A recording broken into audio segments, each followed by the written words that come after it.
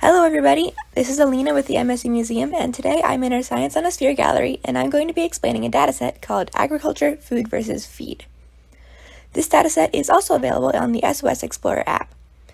So this dataset shows how we're using our land, whether the crops that are being grown on the land are used mostly for humans, which are the green areas, or livestock, which are the red areas.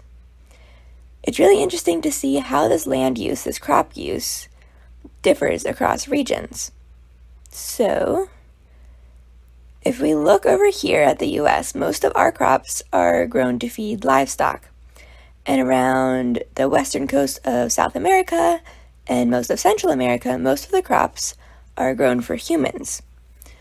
Africa, most of the crops are grown for human consumption. And then in Europe, most of the crops are grown for livestock.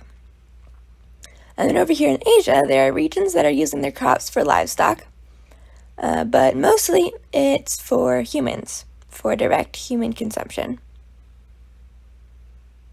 Australia doesn't have a lot of crops being grown, but it's mostly for livestock.